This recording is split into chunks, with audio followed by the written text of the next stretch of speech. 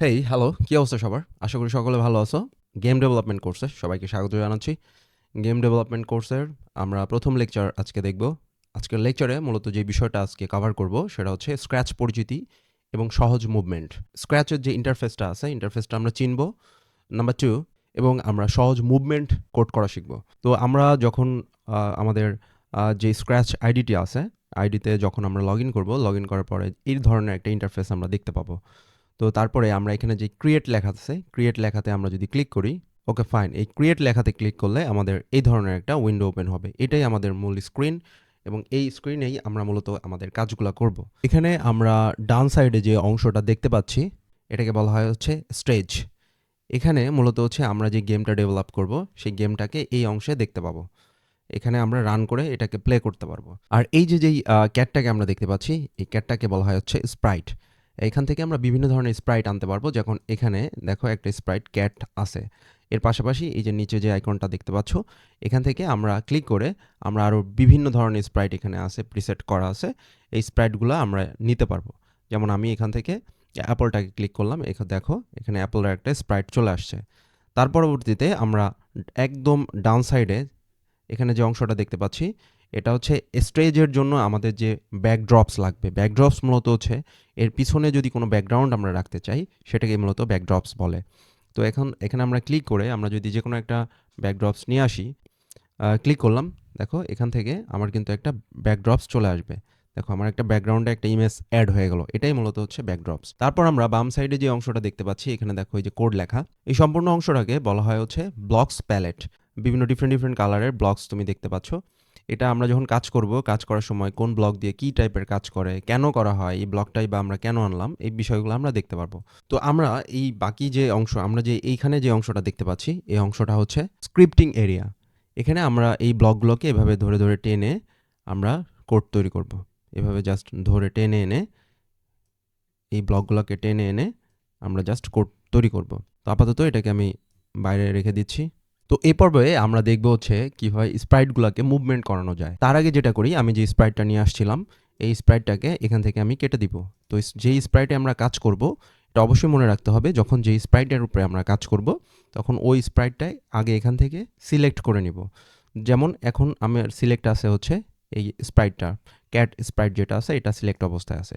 তো আমি যদি এখন কোনো কোড করি সেটা কিন্তু এই ক্যাট স্প্রাইটের উপরে কাজ করবে। আবার আমি যখন অ্যাপেলে ক্লিক করব, অ্যাপেল ক্লিক করে আমি যখন কোনো কোড করব তখন কিন্তু সেটাও কিন্তু এই শুধুমাত্র অ্যাপেলের উপরে কাজ করবে। তো যার কারণে আমি অ্যাপলটা হচ্ছে কেটে দিচ্ছি এবং আমাদের এখানে যে ব্যাকড্রপসটা ছিল, ব্যাকগ্রাউন্ড যেটা ছিল আর কি, এই ব্যাকড্রপসটা আমি একটু চেঞ্জ করে দিচ্ছি। এখান থেকে আমি ব্লু স্কাই 2 যেটা আছে এই ব্যাকড্রপসটা এখানে সেট করে দিলাম। তো আমরা এখন মুভমেন্ট জিনিসটা দেখব। তো মুভমেন্ট করানোর জন্য অবশ্যই প্রথমে আমরা এই স্প্রাইটটাকে আগে সিলেক্ট করব। যখন আমরা কাজ করব অবশ্যই আমাদের স্প্রাইটটাকে আগে সিলেক্ট করে নিতে হবে যে কোন স্প্রাইটটার উপরে বা কোন সাবজেক্ট বা অবজেক্টের উপরে আমরা কোড করতে যাচ্ছি। এখন যেহেতু আমরা চাচ্ছি এই যে ক্যাট স্প্রাইটটা আছে এই স্প্রাইটটাকে আমরা মুভমেন্ট করাবো, তাই প্রথমত এই ক্যাটকে আমরা স্প্রাইটটাকে আগে ক্লিক করব, সিলেক্ট করে নিব। তো আমরা এখন এই প্রোগ্রামটাকে রান করার জন্য আমাদের সর্বপ্রথম যেটা লাগবে অবশ্যই ইভেন্টে যাব, ইভেন্ট থেকে ওয়েন ক্লিকড এটাকে নিয়ে আসবো। আমি একটু জুম করে দিই। ওয়েন ক্লিকড এটাকে আমরা একটু জুম করে দিলাম। তো একটা প্রোগ্রাম রান করার জন্য ওয়েন ক্লিকড এটা অবশ্যই তোমাকে নিয়ে আসতে হবে। দ্বিতীয়ত হচ্ছে আমরা যেহেতু মুভমেন্ট করাতে যাচ্ছি, মুভমেন্ট করানোর জন্য যে ব্লকগুলো আছে এটা পাবো আমরা মোশনের মধ্যে। তো মোশনের মধ্যে এখন আমরা যদি এখানে প্রথমেই যেটা আছে মুভ 10 স্টেপস, তো এই মুভ 10 স্টেপস এটা এই ব্লকটাকে যদি আমরা নিয়ে আসি তাহলে এটা উপরের সাথে সেট হয়ে যাবে। মুভ 10 স্টেপস এটার আসলে কাজটা কি? এটার কাজ হচ্ছে যখন আমরা এটাকে রান করব, এখন রান করব কোথা থেকে? রান করব দেখো এখানে যে ফ্ল্যাগের যে সাইনটা দেখতে পাচ্ছি, এই ফ্ল্যাগে যদি আমরা ক্লিক করি, এই দেখো এর 10 স্টেপস কিন্তু সরে যাচ্ছে। ক্লিক করলে একটা ক্লিক করলেই ও 10 স্টেপস সরে যাচ্ছে। একটা ক্লিক করলেই 10 স্টেপস সরে যাচ্ছে। তারপরে আমরা যদি এই ব্লকটা রেখে এখানে লেখা আছে টার্ন 15 ডিগ্রি, এই ব্লকটা নিয়ে আসি, নিচে অ্যাড করি। এখন যদি এটা ক্লিক করি দেখো এটা কিন্তু ও 15 ডিগ্রি পরিমাণ ঘুরে যাচ্ছে, 15 ডিগ্রি পরিমাণ ও মুভ করতেছে। তো আচ্ছা, তো এখন আমরা যদি পরবর্তী আরেকটা ব্লক দেখি সেটা হচ্ছে টার্ন 15 ডিগ্রি, এটা হচ্ছে উল্টো দিকে 15 ডিগ্রি করে সে ঘুরবে। এবার যদি এটাকে রান করি দেখো এ কিন্তু আমার উল্টো দিকে 15 ডিগ্রি করে মুভ করতেছে, ঘুরতেছে।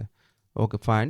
তারপর আমরা যদি এখানে আরও দেখি, আমরা একটু নিচে গেলে পাবো হচ্ছে if and edge bounce. If and edge bounce, আমরা যদি চাই এই যে আমাদের যে ব্যাকড্রপসের যে এরিয়া আছে, এরিয়াতে গিয়ে ও জাস্ট বাউন্স করে ফিরে আসবে, অর্থাৎ ও বাইরে চলে যেতে পারবে না। এখানে যখন ও এসে টাচ করবে, টাচ করলে ও বাউন্স খেয়ে আবার ব্যাকে চলে আসবে। এর জন্য আমাদের ইফ অন এজ বাউন্স এটাকে ইউজ করতে হবে, এই ব্লকটা। এখন যদি আমরা রান করি, আমরা কিছু দেখতে পারবো না, কজ এটা তো এখন রানিং অবস্থায় নাই, মুভমেন্ট করতেছে না। তোমরা এর জন্য যেটা করব, আমরা চলে যাব হচ্ছে কন্ট্রোলে। কন্ট্রোল থেকে আমাদের ফর এভার একটা ব্লক আছে, এই ফর এভার ব্লকটাকে নিয়ে আসবো।